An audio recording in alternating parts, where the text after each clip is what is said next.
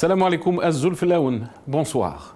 Depuis le 22 février 2019, le peuple algérien bat le pavé dans le but de conquérir ses libertés démocratiques, réaliser un état de droit et plus fondamentalement gagner en capacité d'agir pour prendre son destin en main.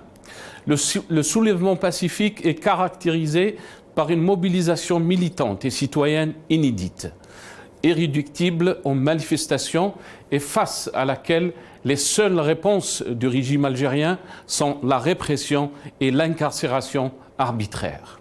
Ce mouvement a montré une grande maturité politique. 333 prisonniers politiques sont aujourd'hui détenus dans les prisons. Ils ont eu le malheur de participer au mouvement du Hirak. Une quarantaine d'entre eux, de ces prisonniers politiques, ont entamé une grève de la faim depuis le 28 janvier. Cette action coïncidait avec le 64e anniversaire de la grève des 8 jours en 1955, dirigée par le FLN pour l'indépendance de l'Algérie. Mais leur action ici aussi visait pour protester contre l'article 87 bis sur la base duquel ils sont accusés de terrorisme. En faisant une grève de la faim, ils dénoncent donc la systématisation de cette logique d'incarcération. Ils dénoncent les conditions de vie en détention. En plus des détenus de Hirak, plusieurs prisonniers politiques croupissent en prison depuis des années, voire des décennies, bien qu'ils aient été jugés par des juridictions d'exception ou encore des tribunaux militaires. Le pouvoir algérien doit cesser la répression et procéder à la libération immédiate de tous les détenus politiques et d'opinion, aujourd'hui incarcérés par un appareil juridique à la solde du régime. Compte tenu de la situation en Algérie, des détentions demeurent arbitraires dans la mesure où elles visent des personnes dont le seul tort est d'avoir réclamé pacifiquement un état de droit devant garantir les libertés individuelles et collectives. En effet, les autorités ciblent depuis des mois les militants du Hirak, multipliant ainsi interpellations et condamnations, alors que les manifestations ont été suspendues depuis le début de la pandémie. Par cette approche répressive, le régime confirme sa faiblesse à faire face au mouvement populaire et surtout une gestion sécuritaire qui aggrave la crise politique. Jusqu'à présent, le pouvoir n'a pas affiché de volonté politique de trouver une solution à la crise que vit l'Algérie, et encore moins de répondre aux attentes de Hirak. Il n'a qu'une alternative, la répression.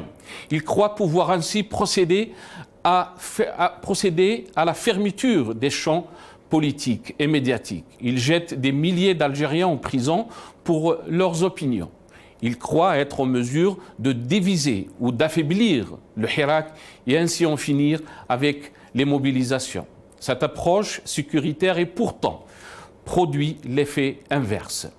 Elle a renforcé la détermination et l'engagement des personnes qui sont jetées en prison, mais aussi au sein de la société. Et 3 ans plus tard, malgré toute la machinerie politique, malgré la feuille de route du pouvoir qu'il voulait imposer que coûte, le peuple algérien se prépare à donner une réponse à l'occasion du 3e anniversaire du Hirak. Le peuple est resté fidèle à l'esprit du Hirak. Il est aussi fidèle à sa revendication originelle, le changement pacifique de régime et l'instauration d'un état de droit démocratique basé sur des institutions légitimes, crédibles, qui reflètent la volonté populaire et surtout comptables devant le peuple. On manque de vision et de modèle économique, on manque de solutions. Face à la crise politique, notre pays a besoin en urgence de retrouver la stabilité. Pour ce faire, des gesticulations de ces apprentis sorciers mettent par leur surdité aux appels du peuple le pays tout entier en danger. Et plus grave, fragile face à un environnement géopolitique où l'absence de vision de ceux qui décident nous ont mis dans une position de relative faiblesse. le déclassement de toutes les couches sociales est porteur d'un grand danger pour la cohésion nationale. Tandis que la situation générale se détériore inexorablement à mesure que le système se recroqueville dans son bunker sécuritaire. Le Hirak est plus que jamais une réalité active et demeure l'expression pacifique mais déterminée pour la renaissance économique et sociale, pour l'évolution ordonnée de la vie politique du pays. Le Hirak, réponse populaire à la faillite de la dictature et à la voix des Algériennes et des Algériens vers l'état de droit et des libertés démocratiques.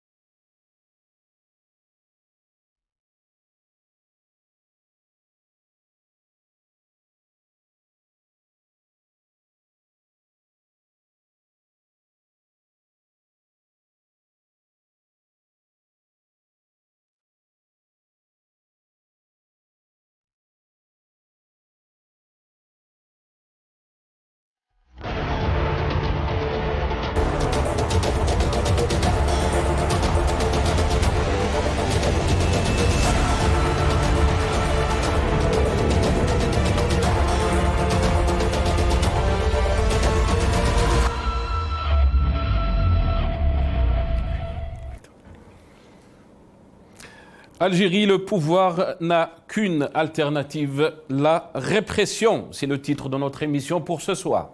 Et j'aurai le plaisir d'accueillir dans cette émission M. Adel Djebbar, analyste politique, qui sera avec nous depuis le Canada via Skype. Adel Djebbar, bonsoir. Merci d'avoir accepté l'invitation. Marhaba bik. Salam alaikum Nasser. Ça fait toujours plaisir de participer à vos émissions. Un grand bonjour à notre peuple en Algérie et à l'étranger. Et que devrais-je dire, autant de souffrances pour rien, alors que nous aurions pu échapper à tout cela s'il y avait un minimum de bon sens. Et si ils nous foutent la paix, ils laissent cette génération et ce peuple reconstruire son pays qui a été ruiné par l'ignorance, par la prédation On va revenir sur la situation en Algérie, c'est Adel.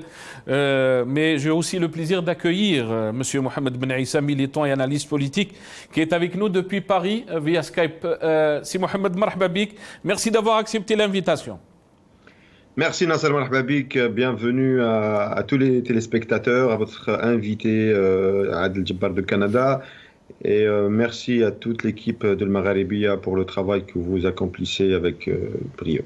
Merci beaucoup, M. Ben Issa. On aura aussi le plaisir d'accueillir Maître Zoubida Assoul, avocate présidente de l'UCP. Elle sera avec nous depuis Alger. Adel Jabbar, je vais commencer cette émission avec vous, mais avant de vous donner la parole, bien sûr, on va y revenir sur la question des détenus politiques en Algérie. On en parle presque chaque jour. On va essayer d'essayer de comprendre pourquoi on est arrivé à cette situation, mais aussi de comprendre leurs souffrances. On va revenir aussi sur Nasiriyah, cette ville qui s'est solidarisée, si on peut dire, elle était solidaire. Donc une grève générale s'est organisée dans cette ville de Nasiriyah, qui est donc en solidarité avec les détenus politiques et surtout les grévistes, les détenus politiques qui sont en grève de la faim. On rappelle qu'aujourd'hui, c'est le 17e jour. Mais avant de vous donner la parole, j'aimerais juste à l'équipe technique, on va écouter la détresse d'une maman, Adel Jabbar, et aussi Mohamed Ben Issa. J'aimerais aussi avoir votre avis par rapport à ce cri de détresse de la maman d'un détenu politique. On l'entend et on l'écoute et on essaie de revenir très rapidement à nos invités.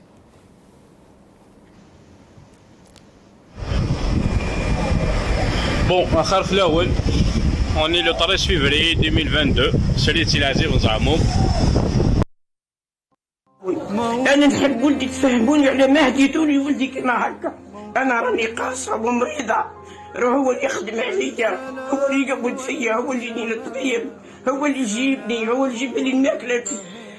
عندي رجلية، شكون اللي يبين؟ عندي بنتي متزوجة ولادها برجلها، وأنا وحدي عايبة نجيني من الشخراء، راني نروح نحبي حاشاك وحاشاك دوركم، حاشا من قبلني اللي فيس، راني نروح نحبي عيديا ورجليا بعد ندخل للطواليت، راني استطب باه نصلي ما نقدرش. أنا حاكمين ليا ولدي على حاكمين فهموني قرا ما حاكمينو ما حاكمينو جابوه لي من الدار ولا ما عملوش خلاص ما عندي ولاد لا عندي غير ربي ولا هم زوج أنا راني نبات وحدي مكبوبة مريضة نبات وحدي ونموت نموت وحدي راه فهموني على ولدي واش مسبة لي حاكمين وسيبولي ولادي سيبوهم لي سيبوهم لي كل هذا بولادهم هذا يتمرطوا هذا يربك سيبوا الاولاد راهم مظلومين حتى نبكيو عليهم خلينا سيبوا لي ولدهم وحمد جاب لوليداتي الكل نريد كالعبيد لا نريد ذلنا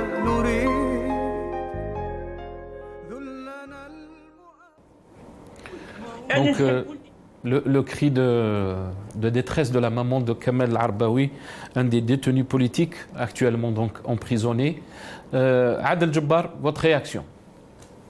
Il n'y a pas de commentaire, il n'y a rien à dire devant tant de souffrance. Ça déchire le cœur, ça nous brise le cœur de voir des mamans à la fin de leur vie être punies comme ça, être opprimées comme ça, être je ne sais pas, je n'arrive plus à trouver les mots, tellement c'est terrible ce qui se passe.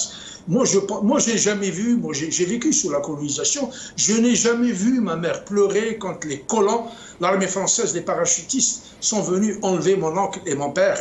Et quand mon frère a pris le maquis à 16 ans, comme est en train de souffrir cette maman, comme la maman de Ben Naoum, Abdallah, comme la maman de Tajadid, et de tous nos frères et nos enfants qui sont injustement, illégalement pris en otage par cette horrible dictature.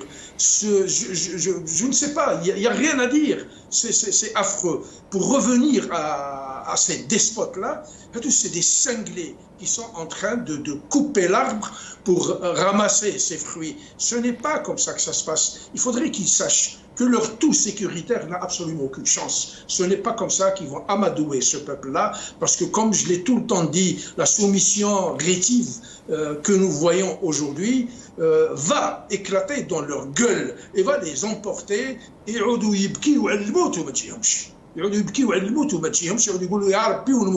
Tranquille, parce que la colère du peuple est terrible, ça va être une véritable explosion.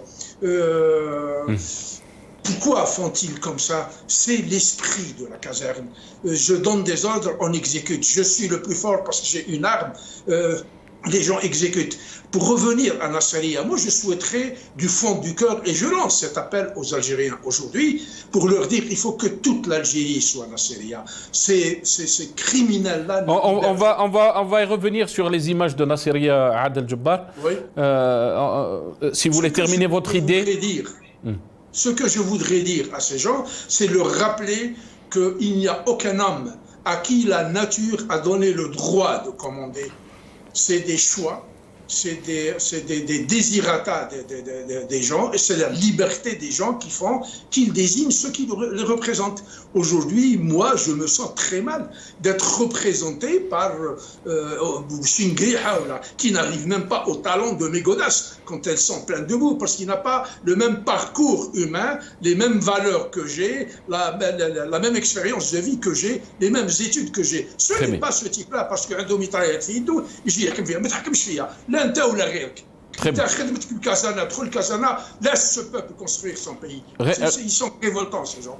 Restez avec nous, Adel Jabbar. Mohamed Ben Issa, je vous donne la parole, si vous voulez. Donc, réaction par rapport donc, à ce cri de détresse de la maman de Kamel Arbaoui, qui est un détenu politique, mais aussi, il y a aussi des centaines de personnes qui souffrent. Soit c'est des enfants des détenus, soit c'est leur famille. Qu'est-ce que vous avez à dire, Mohamed Ben Issa?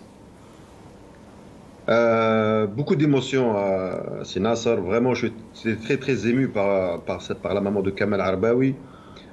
Pour plusieurs raisons. Kamel Arbaoui, je le connais, je sais ce qu'il a fait, ce qu'il a fait dans le Hirak. Je sais que cette personne à aucun moment n'était violent, à aucun moment n'a été un danger public, ni un danger pour ses voisins, ni rien du tout. Kamel Arbaoui fait partie des 40 grévistes depuis le 23 janvier. J'imaginais ma mère à la place de la mère de Kamel Arbaoui. J'étais très triste de voir ça, très en colère. Vraiment, la rage était vraiment à son comble de voir une maman qui dit qu'elle n'arrive même pas à y aller faire ses besoins. Voilà, donc si on peut traduire à nos compatriotes francophones ou même aux médias étrangers.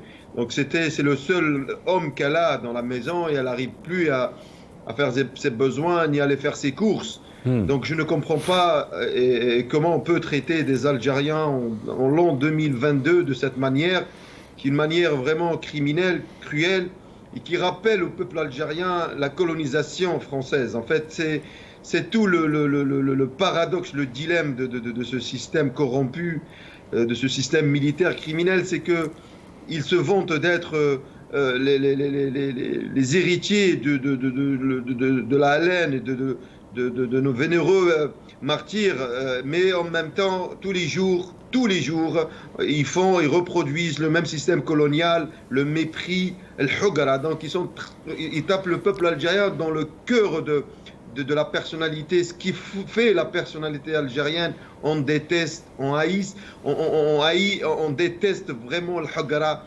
cette injustice en fait. Tu peux t'hagarner comme on dit avec le langage populaire, mais pas à ce point en fait.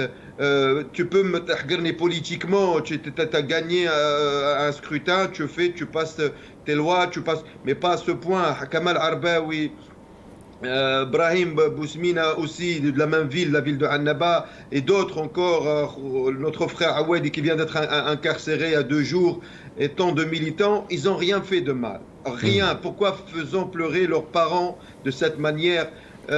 Même, on va parler d'une manière populaire, hein. pourquoi vous prenez da'wat al-shar, comme on dit, comme elle a dit Adel Jabbar, pourquoi vous prenez ça?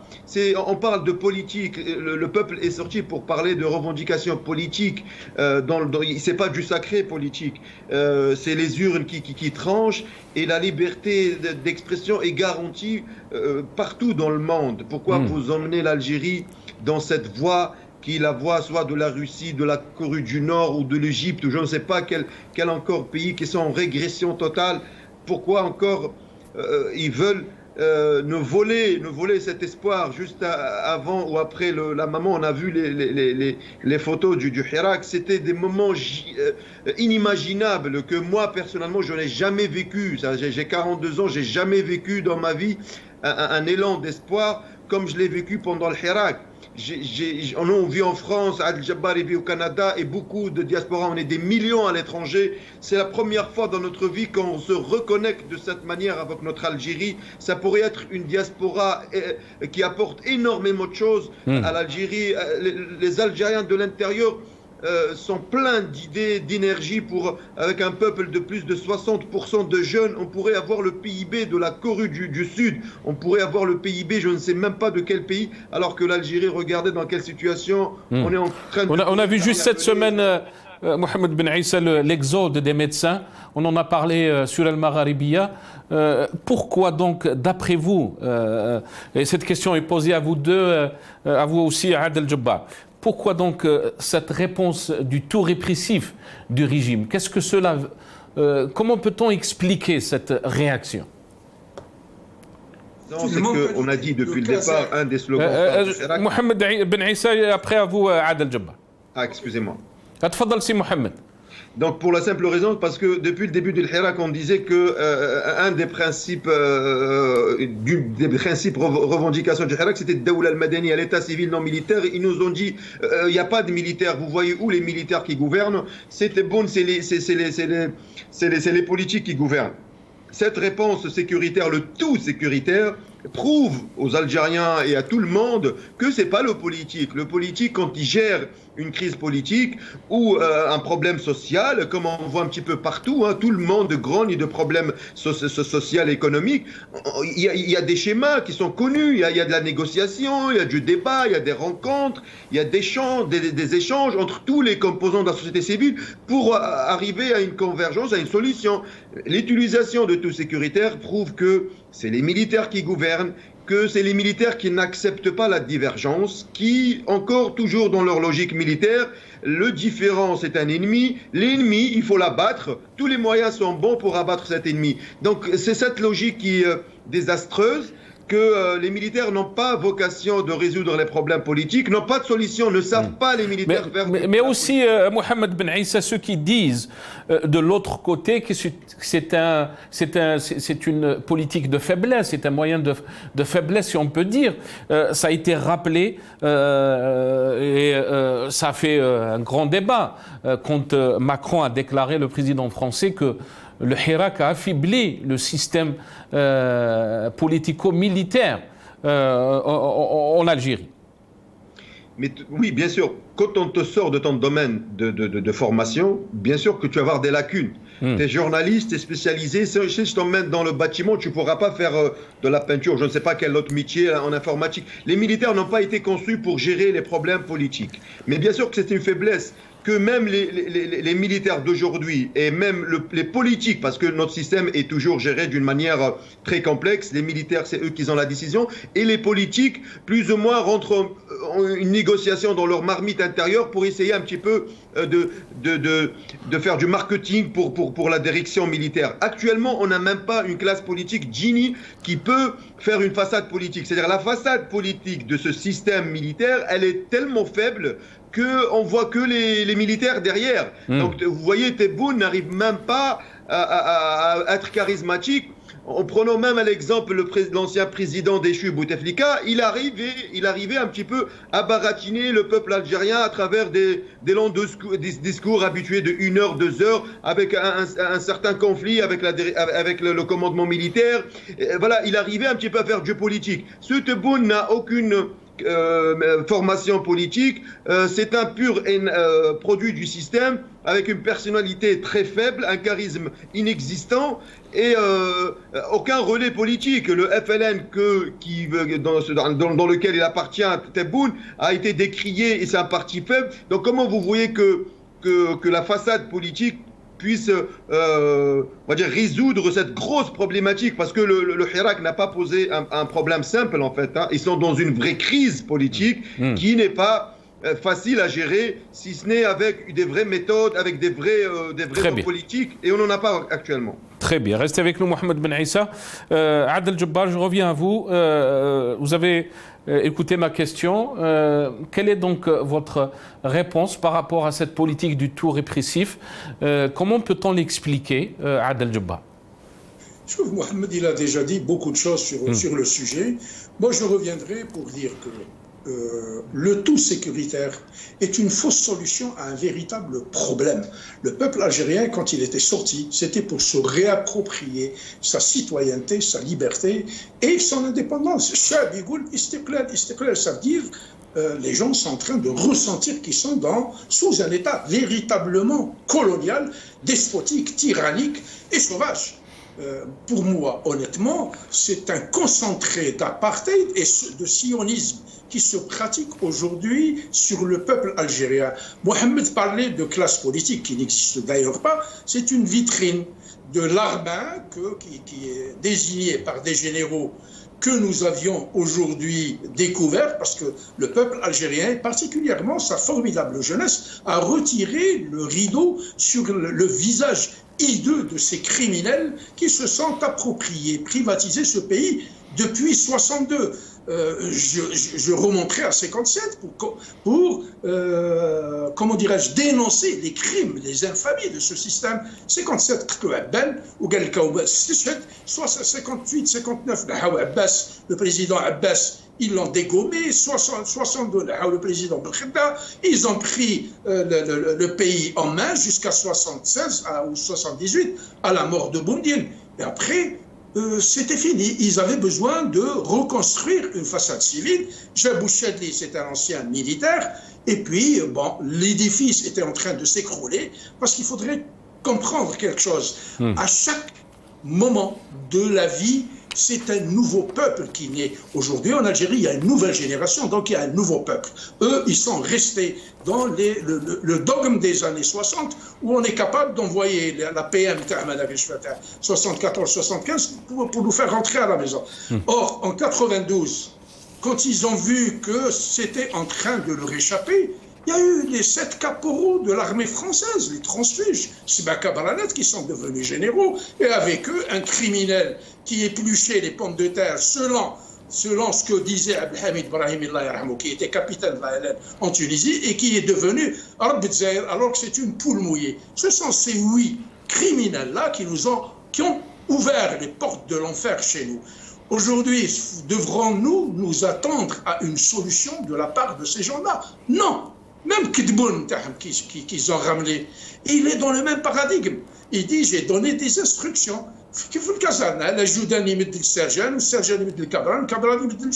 Pour aller faire la corvée des chiottes ou la corvée des réfectoires. Ils sont dans cette logique. Les ordres, je suis très bien. Je vous donne des ordres, vous exécutez, vous n'allez même pas. Très bien.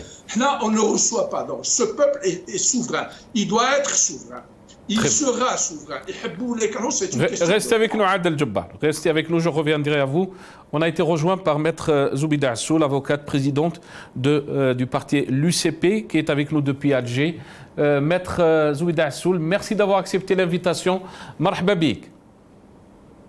Bonsoir Nasser, merci pour l'invitation et bonsoir à tous vos invités et aux téléspectateurs. Bonsoir Maître, merci beaucoup d'avoir accepté l'invitation. Maître, si on revient un peu sur la situation des droits de l'homme en Algérie, l'Algérie a été bien sûr rappelée à l'ordre par des organisations internationales concernant donc les détenus politiques, la situation des détenus politiques, mais aussi ces grévistes de la faim. On parle de presque de 40 détenus qui sont en grève de la faim. Aujourd'hui correspond au 17e jour. Comment peut-on décrire cette situation, Maître? Écoutez, c'est une situation qui nous inquiète d'abord sur le plan humain, parce que les détenus, d'abord ce sont des détenus d'opinion et des détenus politiques. Donc normalement, selon la constitution algérienne, les libertés fondamentales, notamment les libertés relatives à la liberté d'expression, d'opinion, de manifestation pacifique, ce sont des libertés qui s'opposent à toutes les institutions de l'État et à tous les pouvoirs publics. Ça, c'est la Constitution qui le stipule. Deuxièmement, toujours la Constitution, mais aussi le Code de procédure pénale en Algérie, considère la détention provisoire comme une mesure exceptionnelle. Et donc, normalement, tout prévenu pourrait bénéficier de la liberté pendant l'instruction, sauf si les faits s'avèrent très graves ou criminels.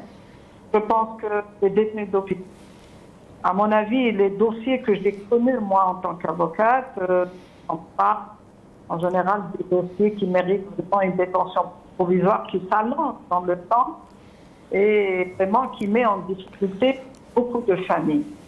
Donc, c'est vraiment quelque chose qui nous inquiète parce que nous, en tant qu'avocats, on essaye malgré tout de protéger l'état de santé des détenus, donc on essaye de les dissuader de ne pas recourir à la grève de la faim parce que ça peut menacer leur état de santé ou la mettre en difficulté.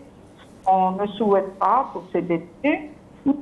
Voilà, c'est aussi une liberté qui revient aux détenus eux-mêmes et puis on décide de faire la grève de la faim pour contester cette détention qui s'allonge dans le temps et certaines qualifications qui sont d'ordre criminel alors que la plupart de ces détenus ne méritent pas d'avoir de telles qualifications, de telles dispositions, on va dire, et de telles mesures graves de détention qui dépassent les 6 mois et les 6 mois. Et pourquoi, d'après vous, Maître, les autorités ou le pouvoir algérien utilisent donc ces méthodes? Donc on parle de répression, surtout depuis le début du Hirak, qui a pris de l'ampleur. Ces derniers mois, on a vu aussi des jeunes qui ont été jetés en prison, mais aussi, en parlant de vous, Maître, vous êtes femme politique, vous êtes responsable du parti de l'UCP.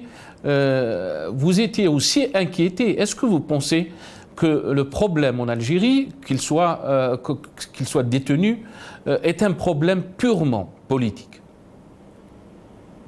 Oui, je pense qu'à travers des dossiers, que ce soit entre les détenus d'opinion ou les activistes de Hirak ou certains politiques ou certains activistes, on voit bien que ces dossiers-là n'ont pas un caractère judiciaire en réalité, c'est un caractère purement politique. La même chose pour les partis politiques qui s'inscrivent d'abord en ligne droite avec les revendications populaires du mouvement populaire de février 2009, c'est-à-dire le changement, la rupture avec ce système, changer le mode de gouvernance en Algérie, construire l'état de droit, une justice indépendante. Je pense que ça, ce sont des revendications principales qu'a revendiqué des millions d'Algériens et d'Algériennes qui sont sortis en février 2019. Donc, ces partis-là, comme le nôtre et d'autres partis d'opposition, effectivement, nous subissons un certain nombre de mesures de harcèlement.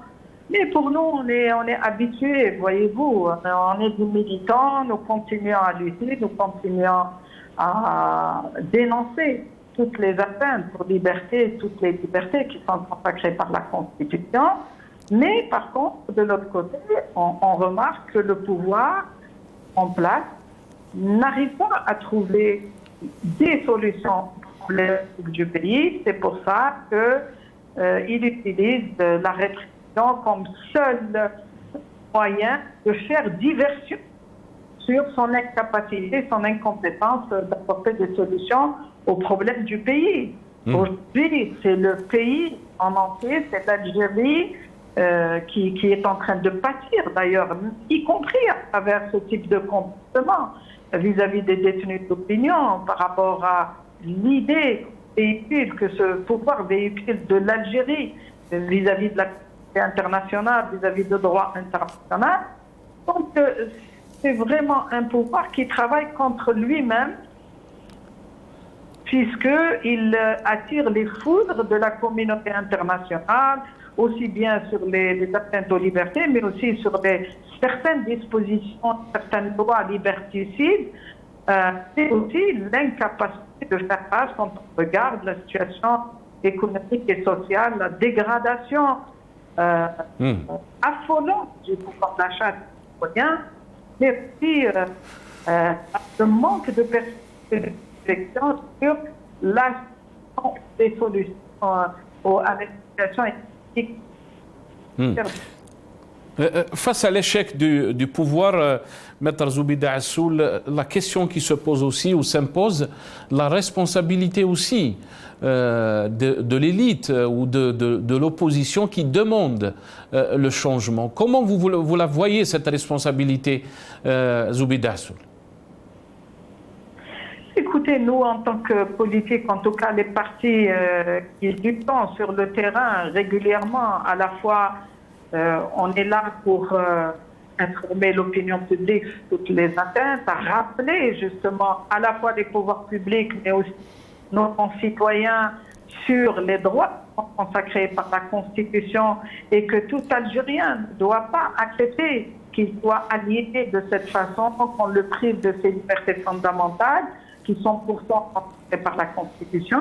Mais aussi de l'autre côté, on n'a pas cessé de faire des propositions de sortie de crise, d'aller réellement vers un dialogue constructif, inclusif, qui pourrait nous acheminer vers une solution politique durable et aussi fiable, qui peut vraiment mettre fin à cette crise qui, de toutes les manières, ne permet pas au pays d'avancer, de se développer, ni de progresser. Bien au contraire, on le constate que nous sommes en répression permanente sur tous les plans, ces domaines. Donc, on a fait des propositions, on continue.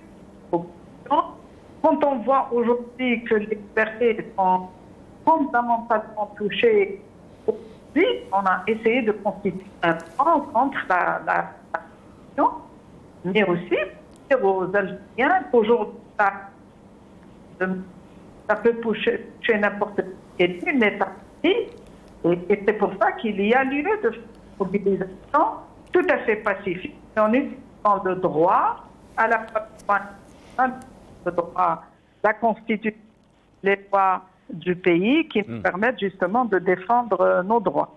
Très bien. Aujourd'hui, dans la ville de Nassiriya, Maître Zoubida Assoul, il y a eu une grève générale. Donc, aucun magasin a été ouvert, aucune activité, en solidarité avec les détenus politiques. Est-ce que vous pensez que cette action est une action qui est très positive pour le Hirak, mais aussi parce qu'il y a eu des voix qui se sont élevées ici ou là qui disaient qu'il n'y avait pas de mobilisation, de solidarité avec les grévistes de la faim, mais aussi avec les détenus politiques. Comment peut-on qualifier cette action de Nassiriya aujourd'hui, Maître Zoubida Assoul?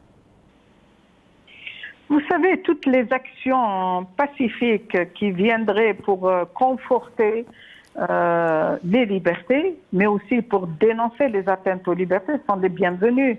C'est pour ça que je dis, je l'ai toujours dit chez vous et ailleurs, que en fait le changement c'est la responsabilité de toute la société, c'est pas uniquement la responsabilité des politiques ou de la société civile ou des élites.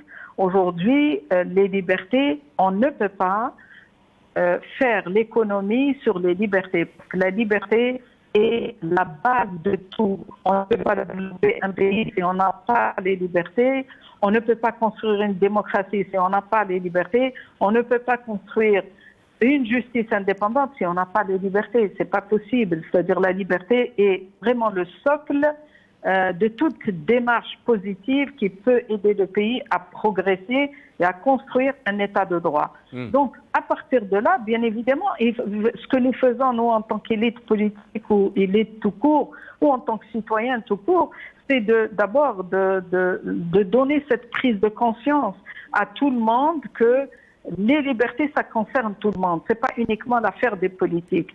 Et c'est ça que tout le monde doit comprendre. La deuxième des choses, c'est que chaque citoyen a un pouvoir à son niveau. Et il faut qu'il utilise ce pouvoir-là. Quand je dis pouvoir, ça veut dire exercer sa citoyenneté, de dénoncer justement l'arbitraire, de dénoncer les atteintes aux libertés et de le faire avec les moyens légaux, les moyens pacifiques, organisationnels. Les citoyens ont le droit de s'organiser pacifiquement, de dénoncer, et la grève fait partie des moyens pacifiques de lutte pour ces libertés-là. Donc oui, aujourd'hui, tous les citoyens et citoyennes doivent se sentir concernés par les atteintes aux libertés individuelles. Maître Zoubida Soul? Oui, je vous écoute. Ah, très bien. Ok, moi je pensais qu'on vous a perdu. Vous avez fini votre idée, Maître? Oui. Ah, d'accord. Oui, absolument. Je voulais juste rebondir, Maître, sur le...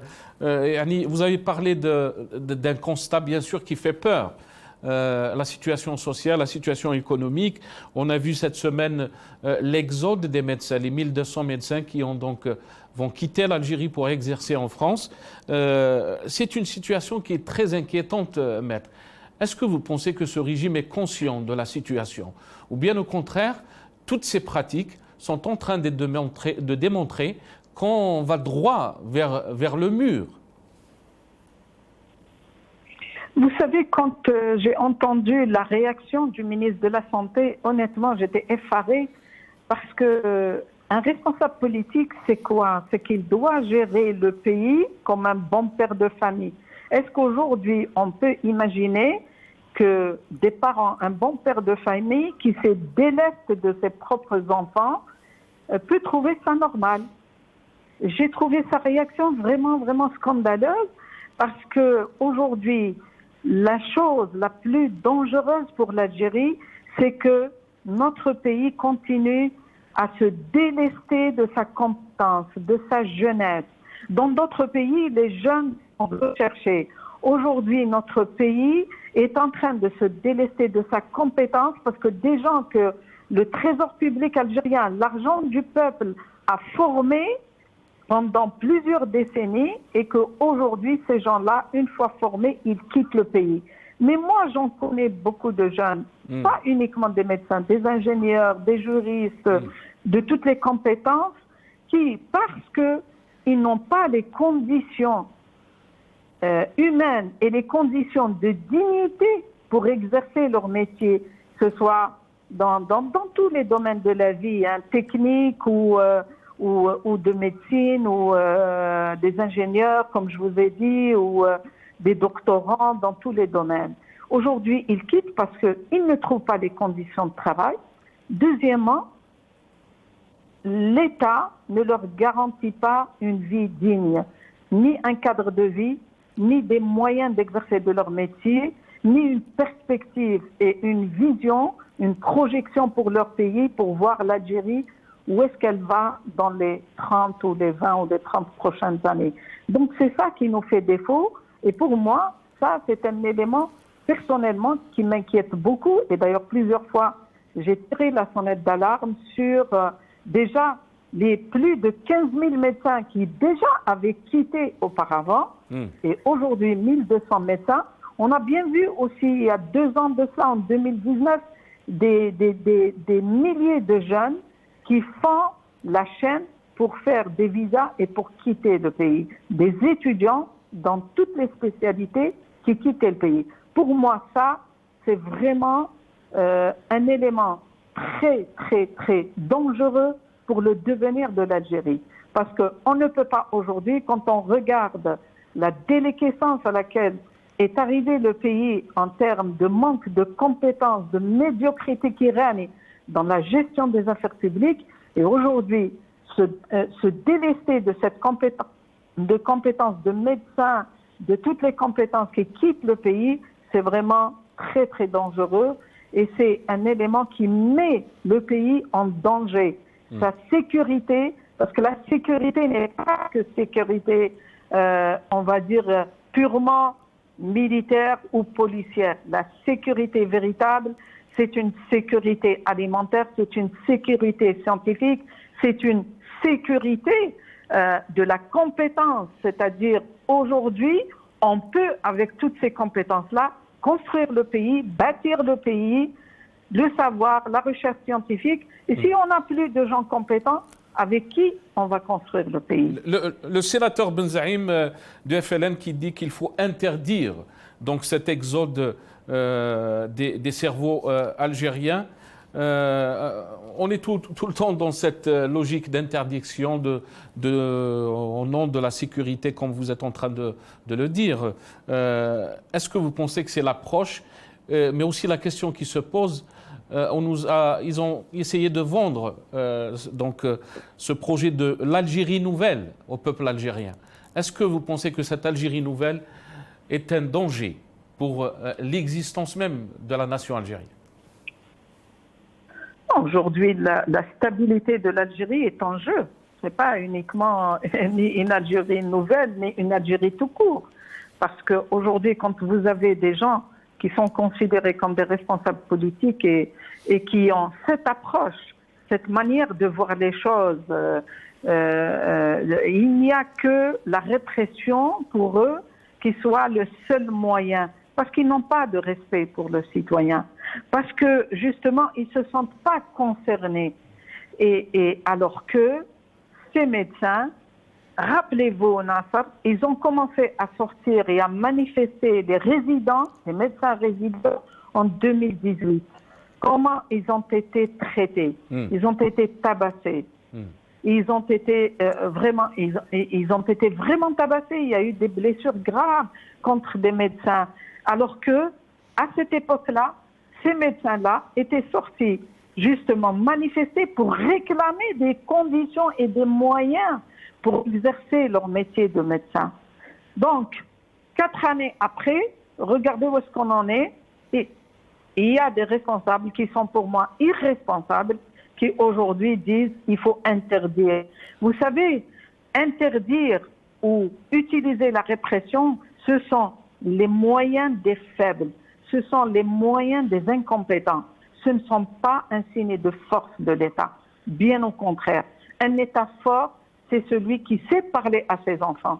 Un État fort, c'est celui qui sait se mettre autour de la table, que ce soit avec les médecins ou avec les magistrats ou avec les avocats. Aujourd'hui aussi, les greffiers ont repris la grève parce qu'ils ont des conditions de travail lamentables. Ils n'en peuvent plus. Et avec le nombre de dossiers, avec le nombre d'affaires, ils n'arrivent plus. Donc c'est ça la réalité du terrain que nous vivons. Donc aujourd'hui, dire il faut interdire, et alors, est-ce que interdire est une solution?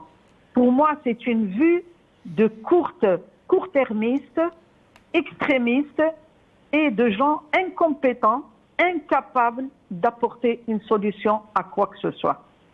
Très bien. Très rapidement, ma dernière question, Maître Zoubida Assoul, on est à quelques jours donc, du 3e anniversaire de Hirak.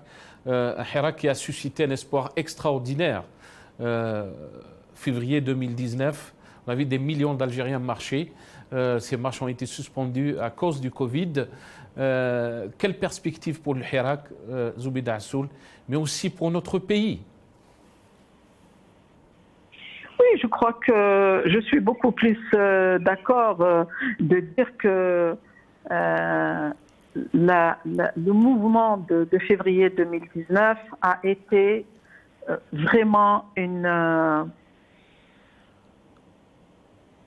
chance. Une chance extraordinaire pour le pays, une chance extraordinaire pour le système. Est-ce que vous pensez que le régime a raté cette chance? Vous savez, le système algérien, moi je l'ai qualifié de système de ratage des occasions. C'est-à-dire,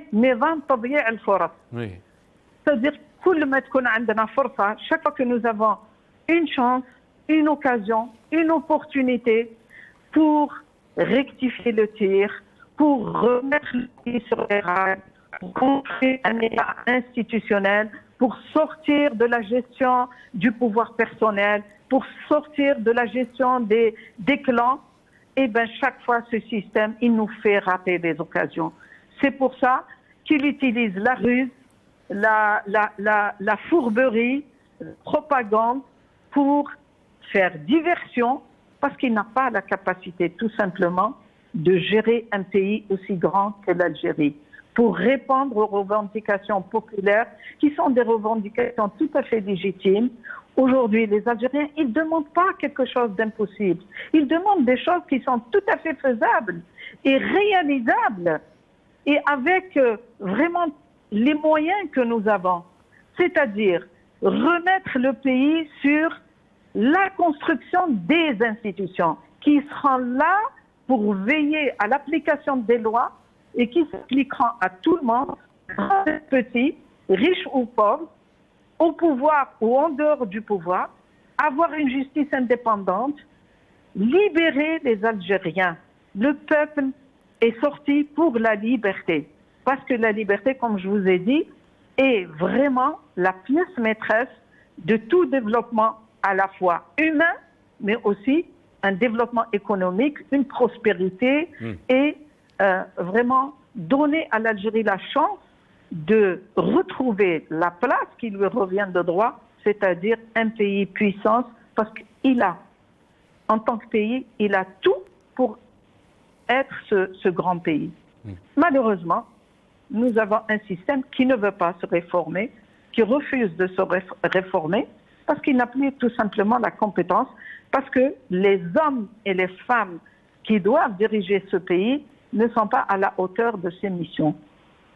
Merci beaucoup, Maître Zoubida Assoul. Merci d'avoir participé dans cette émission. Maître Zoubida Assoul, avocate présidente de l'UCP, qui est avec nous depuis Alger. Barakallahu fik, yatik saha.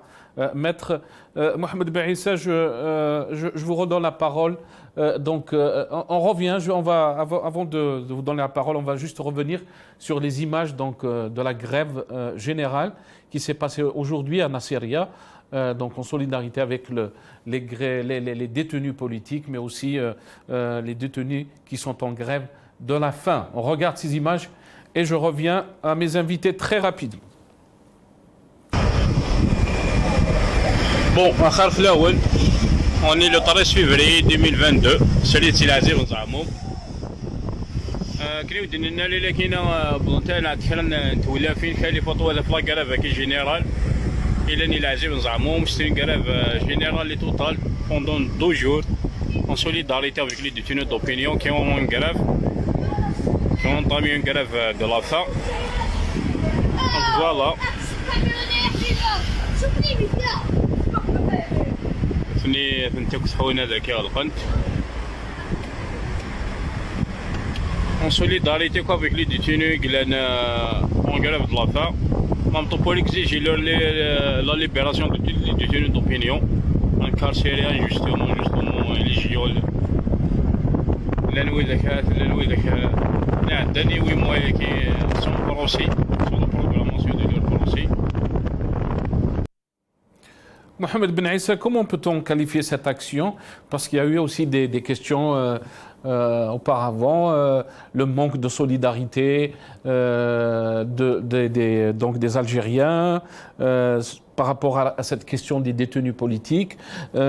Comment peut-on qualifier cette action? Est-ce que vous pensez qu'elle peut être multipliée ou propagée dans d'autres villes? Très très belle action et même une action vraiment à saluer et bien sûr à propager un petit peu partout. Pourquoi? Parce que c'est le minimum qu'on peut faire en fait en tant qu'Algérien. On peut pas sortir avec vraiment un nombre très important pendant 2 ans, des millions d'Algériens qui sortaient dans les rues et puis une fois que la répression se rabat sur nous, on abandonne nos frères et nos sœurs, nos enfants qui sont en prison. On peut pas, on n'est pas digne en fait.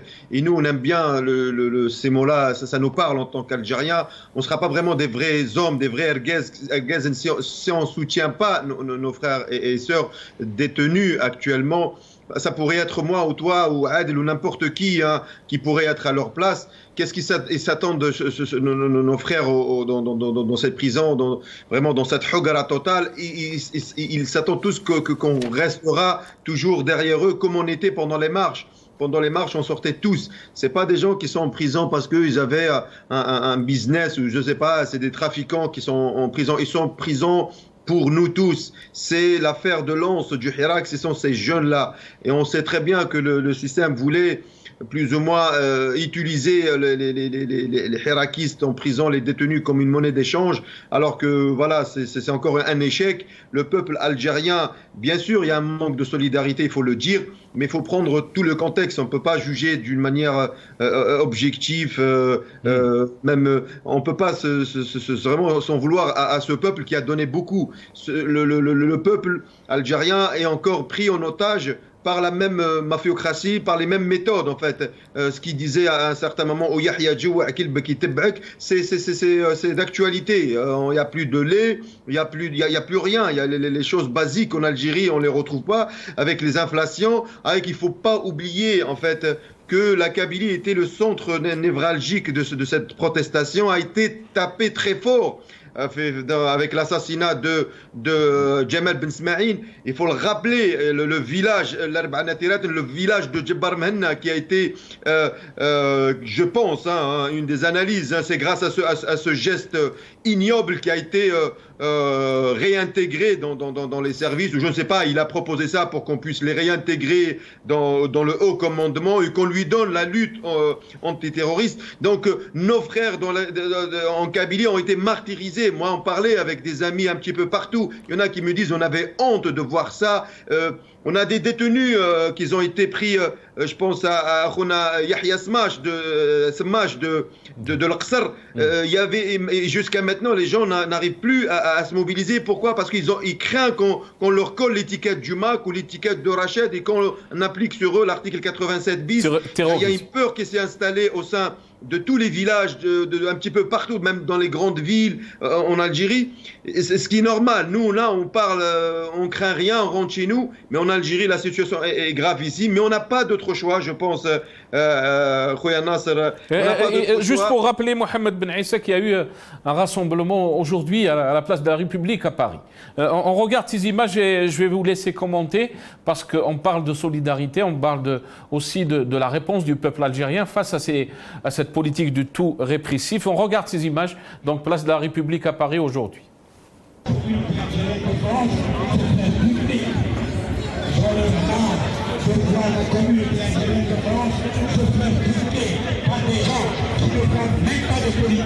Alors que le politique est arrivé. Le temps de la politique est arrivé. On ne peut pas changer un système tout en étant désorganisé. On ne peut pas démocratiser une société. On ne peut pas aspirer à de véritables institutions populaires, à une démocratie participative. Mohamed Ben Issa, je vous laisse commenter donc ces images. Donc ça a été aujourd'hui ce rassemblement à la place de la République. Est-ce que vous pensez que ces mobilisations qu'on voyait au début du Hirak, chaque dimanche, des milliers d'Algériens qui sont rassemblés à la place de la République vont redémarrer, vont donner encore de l'espoir aux Algériens de l'intérieur?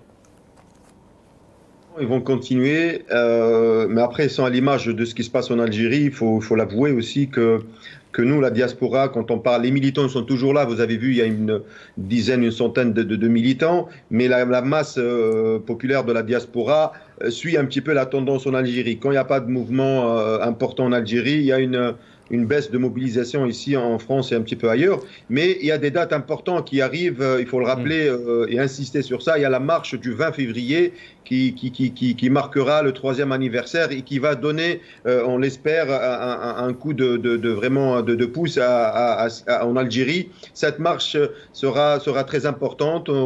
Les organisations ont commencé à travailler sur la marche. Ça sera une marche grandiose. Il y aura un meeting le 19. Il y a pas mal d'actions. Il y a un déplacement aussi à Bruxelles parce qu'il y aura le sommet Afrique-Europe. Donc il y a pas mal d'actions. Il y a une action qui se prépare pour Genève devant le siège de l'ONU. Donc la diaspora n'a pas cessé. Elle profite de ce climat de liberté. Elle profite de ces États démocratiques pour relayer la voix de ce peuple et surtout actuellement on pense très fort à nos détenus politiques. On ne peut pas les abandonner en ce moment-là. Très bien. Restez avec nous, Mohamed Ben Issa. Adel Jabbar, donc cette grève généralisée à Nasiriyah, comment peut-on la décrire? Je sais que vous êtes impatient de commenter ces images. Est-ce que vous pensez que c'est une action qui est positive en solidarité avec les détenus politiques, mais aussi peut-être que beaucoup d'Algériens demandent que cette mobilisation soit touche un peu presque toutes les villes, si on peut dire. Adel Jabbar. Sauf moi, si vous permettez, 2 minutes. Je vais rebondir sur ce que disait Maître Zoubidas. Parce qu'il y a un véritable problème de définition. On évoque souvent la loi, on évoque le droit, on évoque la Constitution, on lit les articles qui sont inscrits dans la Constitution, qui consacrent la liberté, le droit, l'émancipation, etc. Sachez que dans ce pays-là, ces gens qui promulguent ces lois, ils les prennent, ils s'assoient dessus. La loi, c'est eux. Je voyais les images de ces flics des armoires à glace, armés de bâtons. Qu'est-ce qu'ils font? Ils font parler le bâton, ils ne font pas parler leur cerveau. Donc si on s'attend à ce que ce pouvoir-là puisse changer, il ne changera pas. Maintenant, ce pouvoir-là a reproduit ce qu'il sait faire depuis les années 78, construire, reconstruire, rebâtir une façade civile de l'Arbin pour le servir. Et on a bien vu que ce pouvoir-là est incarné par les militaires.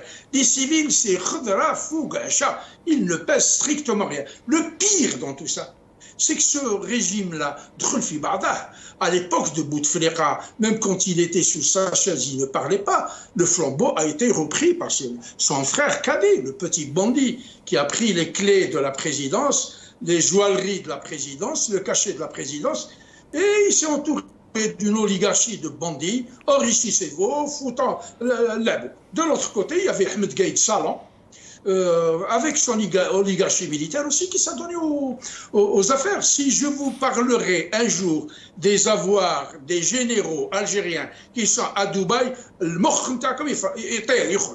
c'est une oligarchie de voyous. Ils n'ont absolument aucun patriotisme, ces gens-là. Ils détestent les Algériens. Pour revenir au départ des 1200 médecins, sachez que les Algériens, sous Bouteflika, étaient plus de 500 000 cadres supérieurs à avoir pris la valise et être partis. Ils s'en foutent royalement. Ils sont prêts pour garder le pouvoir à tuer 10 millions d'Algériens, crever, mourir de faim. Et aujourd'hui, c'est la famine qui est en train de s'installer en Algérie. C'est ça le nouveau type de contrôle social de ce despotisme et de cette tyrannie. Ils s'en foutent des Algériens. Ils ont de la haine pour les Algériens. Pour eux, nous ne sommes rien. Là, donc, ils s'en foutent royalement. Des médecins cubains pour soigner leur clientèle et leur parentèle. Ils ont un bobo dans le derrière, ils prennent un avion, ils partent en Suisse ou en Allemagne ou n'importe où. Donc, ils s'en foutent royalement.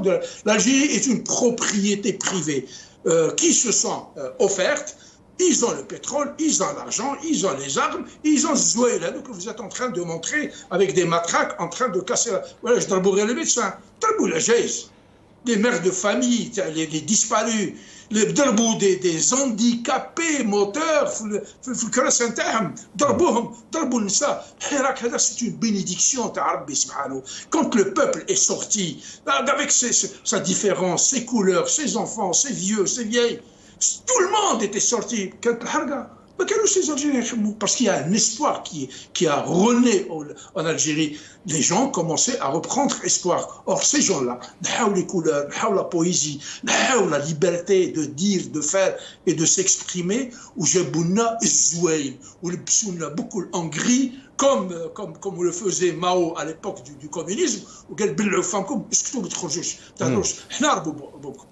c'est des musulmans. Il faudrait que vous le sachiez. Le pire et le plus grave dans tout ça, c'est qu'aujourd'hui, le pouvoir est géré de façon informelle. C'est comme le square de ville. Je ne sais pas comment il s'appelle le square d'Alger, où on change les devises. J'ai oublié ça. Square.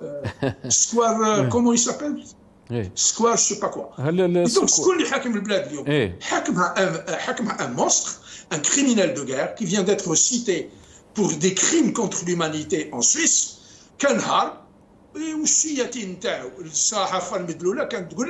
il était en exil en Espagne. Il n'était pas en exil, ce monsieur-là. Il était en fuite. Ce n'est pas Slimane Azam ou vous parlez de Khaled Nazzar, Adel Jabbar. C'est lui qui gère le pays aujourd'hui. Vous parlez de Khaled Nazzar qui a été rappelé, bien sûr, en Suisse, dans un dossier qui a été donc ouvert, on parle de crimes contre l'humanité par rapport à ça. Adel Jabbar, la question qui se pose aussi, est-ce que quand on parle d'une personne, est-ce que le problème en Algérie n'est pas un problème de Khaled Nazzar ou de Tawfiq, mais c'est tout un système qui s'est établi depuis 62. Les personnes partent, mais le même système reste. Et là, quand on définit le système en Algérie maintenant, est-ce que vous pensez que ces derniers temps, on a vu ces luttes claniques, on a vu on parle de plus de 30 généraux qui sont en prison, des militaires aussi gradés qui sont en fuite, dont le général Belqsir. Est-ce que vous pensez que cette situation est très inquiétante pour la stabilité de notre pays, parce qu'on arrive à dire qui c'est qui gouverne, à la tête de ce pays? C'est de l'informel. Nazzar ou Tawfiq, qui a 15 ans de prison, il a ramené ses sbires, les tueurs à gages de 92, ceux qui assassinaient les Algériens, ou qui nous harbin en Espagne. Quel commandant, le colonel, il joue drame en Espagne, ou il en Espagne, où on a un train de vie de millionnaires. Et du jour au lendemain, Nazzar, le criminel est rentré, il fait rentrer avec lui les colonels qui ont harbin, comme Nasser Djenna, qui aujourd'hui le prix Nobel de c'est terrible ce qui se passe en Algérie. Il faudrait que les Algériens comprennent qu'avec ces gens-là, c'est les portes de l'enfer qui s'ouvrent dans notre visage. Il n'y a aucune solution. Le problème est un problème d'Askar. Il faudrait que l'Askar, il douchrou. Et l'Askar, il n'accepte pas. Quand vous dites Adel, quand vous dites qu'il n'y a aucune solution, qu'est-ce que cela veut dire? Parce que on est dans un scénario où tout est noir, il n'y a pas de solution, ou là, bien au contraire. Il y a de l'espoir. On a vu en 2019 ce peuple qui s'est soulevé d'une façon extraordinaire, pacifique, et qui continue à lutter pour cette Algérie libre et démocratique. Est-ce qu'on peut finir, Adel et Mohamed Ben Issa, avec une touche d'espoir, sachant qu'on n'est pas très loin du 3e anniversaire de Hirak? Ce que je disais, pour que ça soit très clair, il ne faudrait pas s'attendre du tout à une mutation génétique de ce pouvoir. Il a le mal dans son ADN. Il ne produit que le mal et le désastre. La solution est la suivante. Libérer ce pays-là, retrouver la liberté, la citoyenneté, la dignité, ce n'est pas l'affaire de 40 prisonniers politiques ou de 500 ou 1000 ou 10 000 Algériens comme Mohamed Ben Issa qui bat le pavé chaque semaine et qui fait un travail fantastique avec ses frères en France. Quoique moi, je crois que la solution est en Algérie. Il faut que les Algériens prennent conscience définitivement que c'est à eux de se libérer. Très bien. C'est l'absence ou la méconnaissance de nos droits qui donne de la force à la tyrannie. 20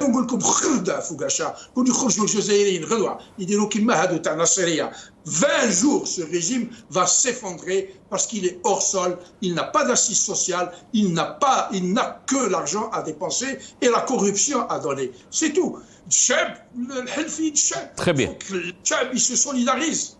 Très Moi, bien. j'aurais tellement aimé que Nasseria et on verra comment ils vont gérer un pays et son peuple. Ils ne seront pas capables. Parce que non seulement c'est des incompétents, ils sont idiots. يلبس الكرافات تاعو ويخرج يدخل الناس الحبس ويضرب الناس الحبس. علاش؟ C'est une maladie. Ces gens, c'est des sociopathes, c'est des psychopathes. Leur cas relève de la psychiatrie. Donc, on n'a pas besoin de les écouter pour trouver des solutions. Il n'y en a pas eu pendant 60 ans, il n'y en aura pas. Ça ne changera pas. C'est un malade mental, un monstre, il continuera comme ça. Les généraux, les Sakhtine, ils sont tous comme ça. Reste avec nous, Adel Jabbar. Mohamed Ben Issa, sur cette question, donc, je pense que tout le monde qui est d'accord par rapport à la situation, au constat que vit notre pays, mais aussi cet échec du système ou du régime, qui est un échec généralisé et surtout un échec de trouver une solution politique et aux revendications du peuple algérien. Mohamed Ben Issa, comment aussi, de l'autre côté, il y a une responsabilité du Hirak, une responsabilité du peuple tout entier face à cet échec du pouvoir. Comment peut-on gérer cette période ou cet échec du pouvoir? Est-ce que vous pensez que le peuple doit proposer des solutions? Quelle démarche on doit avoir face à la situation que vit notre pays? Je vais aller, cher Nasser, d'une manière schématisée pour simplifier la chose. En fait, dans cette problématique, il y a trois intervenants. Il y a le peuple qui a déjà travaillé et qui a donné beaucoup. Et que le peuple-là, on n'a pas le droit de lui en vouloir. Moi, je fais partie des gens qui vont dire à ce peuple-là bravo, et il sait ce qu'il fait, il sait quand il va sortir. Voilà, donc vraiment, c'est un peuple qui nous a fait honneur. Donc vous pensez il y a une maturité politique et que... Il y a une maturité politique dans ce peuple-là, et il y a une chose qu'il faut confirmer aussi, qu'il faut l'avouer, beaucoup de gens se trompent, ils pensent que c'est la majorité qui crée le changement. Dans le monde entier et à travers l'histoire, c'est toujours la minorité qui crée le changement. C'est-à-dire c'est la minorité active, organisée, militante, qui crée le changement. La masse ne crée jamais le changement. La masse, elle exprime une volonté, elle se mobilise à travers, bien sûr, ce qu'on fait tous. Voilà, donc la masse ne crée pas le changement. Deuxième acteur dans ce changement, il faut le dire aussi, c'est l'élite politique. Et parmi l'élite politique, on dit l'élite du Hirak. Je peux vous dire une chose qui peut choquer certains, peut-être même mon frère Adel Jabbar, que nous ceux qui sont actifs dans le Hirak, on a échoué. Moi, je le dis, je le sens tous les jours. Quand on n'arrive pas à avoir une convergence politique, une feuille de route claire et réalisable dans laquelle tous les parties prenantes du Hirak et du changement radical en Algérie se retrouvent, c'est que si on n'arrive pas à faire ça, et on n'arrive pas à faire ça jusqu'aujourd'hui, hein, il faut le dire, soit dans la diaspora, soit à l'intérieur du pays, on n'a jamais eu la socialisation du dialogue, de la convergence politique. On est tous entachés par cette dictature du régime. On a tous été élevés dans cette dictature. Mohamed Ben Issa, je vais vous couper juste la parole, je vais vous la rendre très rapidement. Parce que vous avez parlé de l'échec de l'élite de trouver une solution. Mais est-ce que vous pensez aussi, ceux qui vous diront que le fait d'avoir le Hirak, c'est une réussite, le fait de vivre, de sortir en millions, Mohamed Ben Issa, est une réussite, le fait de rester pacifique est une réussite, le fait de sortir 60 ans après ce régime, les Algériens n'ont connu qu'un seul régime, Mohamed Ben Issa, c'est le même système depuis 62. Est-ce que vous pensez que c'est pas trop demandé au peuple de qualifier le Hirak était un échec? Pas dit que le Hirak est un échec. Je disais que les représentants les plus actifs, ceux qu'on voit tout le temps à la télé ou dans les organisations, les partis politiques d'opposition en Algérie, il y avait Zoubida Assoul, il y avait d'autres qui sont là, qui sont visibles, qui prennent ce changement, qui sont actifs dans ce changement. Tous ces personnes-là ont échoué à proposer une alternative dans laquelle on trouve tout le monde. Jusqu'à maintenant, la classe politique algérienne est divisée entre des conservateurs, entre des laïcs, entre des berbérophones, entre des arabophones. Donc on a des vraies divergences sur lesquelles on n'a pas travaillé, il faut le dire. Celui qui ne reconnaît pas ses erreurs, il n'avancera pas. Et l'autre point sur lequel il faut aussi être clair, c'est que le changement aussi en partie, il est entre les mains du commandement militaire. Il ne faut pas se leurrer là-dessus. qu'en Algérie, le cœur du système algérien, c'est le commandement militaire. Et malheureusement, dans le commandement militaire, jusqu'à maintenant, on n'en a pas des gens, des hauts officiers dignes de ce que représente l'Algérie, sont tous malheureusement corrompus, sont tous entachés et aucun de ces hauts gradés ne veut lâcher le pouvoir parce qu'il le sait. Dès qu'il lâche le pouvoir, sa place, elle est en prison. Pourquoi? Parce qu'ils sont tous mêlés, soit dans les années 90, les crimes contre l'humanité qui se sont passés pendant les années 90, soit dans les gros dossiers de la corruption. Donc jusqu'à maintenant, le peuple n'a pas des vrais interlocuteurs au sein de l'institution militaire pour arriver à cette convergence. Le peuple algérien ne veut pas une chute brutale à la libyenne, ni à la syrienne, ni à l'irakienne, ni je ne sais même pas quoi. On veut une transition démocratique sera, mais bien sûr avec tout le monde en Algérie. Qu'il ne faut pas se leurrer qu'on dit à un certain moment, on était trop dans l'émotion, on disait tout de suite, mais ce n'est pas possible. Mais Mohamed Ben Issa, parce que ces questions, on les a débattues sur la chaîne Magharibia, et la question qui se pose, et beaucoup d'observateurs ont posé cette question, quand on parle de l'institution militaire, c'est qui l'institution militaire? Qui représente l'institution militaire?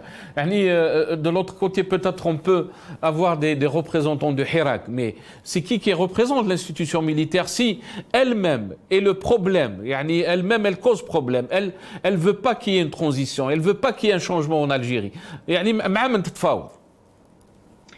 C'est ça, c'est une des vraies problématiques et des vrais blocages qu'on rencontre. Bien sûr qu'au sein du mouvement populaire et le Hirak, on n'arrive pas encore à dégager une feuille de route et des représentants. Et de l'autre côté, c'est la guerre des clans. Actuellement, le retour de Tawfiq et de Nazar, le Ben Ali, Chengriha qui était un homme de l'ombre, un homme très faible, devient un homme, le premier homme de l'institution militaire. Mais tout le monde le sait que c'est une personne, on va dire, fragile. Actuellement, toutes les rumeurs circulent sur son absence depuis presque maintenant un mois. On l'a pas vu depuis qu'il a rencontré Tebboune récemment. Les dernières fuites qu'on a vues à travers Bounouir ont montré la fragilité, comment un officier peut fuiter, sortir des informations d'une prison militaire. Donc cette institution, elle est, et en plus c'est encore dangereux pour l'Algérie, qui est encore la colonne vertébrale de toute société. L'institution militaire, elle est très fragile.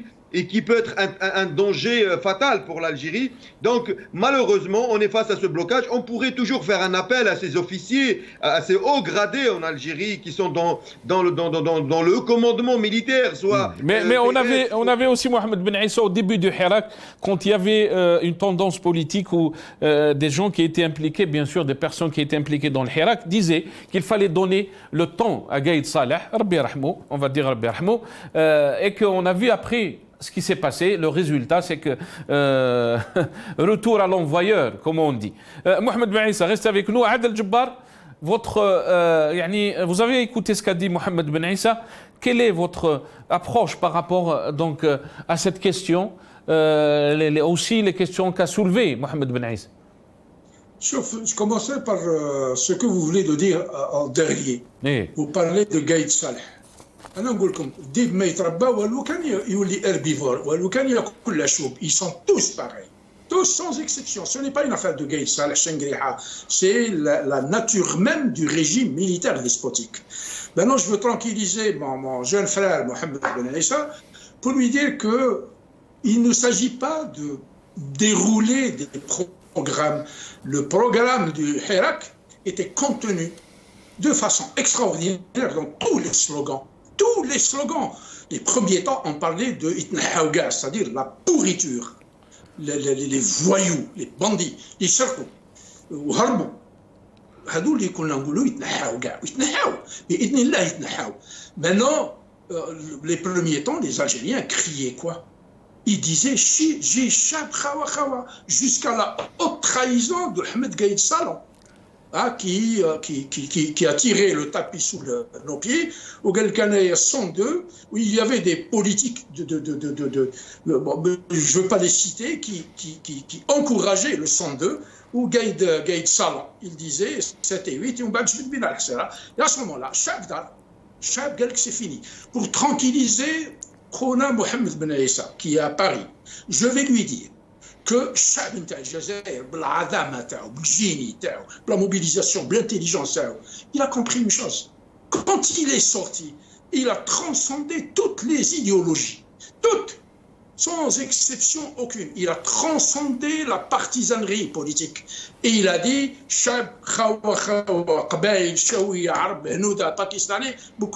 nous avons un seul objectif, c'est libérer ce pays-là, le débarrasser de sa dictature.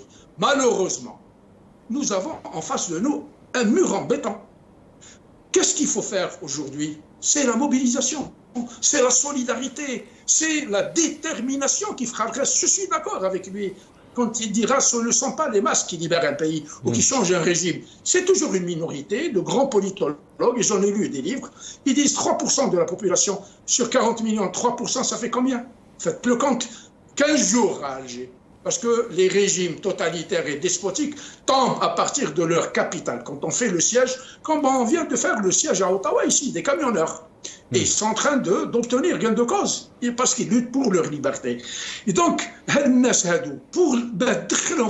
il faut leur créer la contradiction, il faut les assiéger. Très bien. Il faut les assiéger, il faut les étouffer pour créer la contradiction entre eux. Parce qu'à l'intérieur de cette oligarchie militaire, il y a des gens que nous connaissons. Moi, je connais peut-être une quinzaine de généraux, ou l'aide familiale, etc. Mais compte tenu de leur attitude, de leur silence, ils font partie des lâches qui sont en train de laisser un peuple se faire martyriser comme ça, violenter, agresser, etc.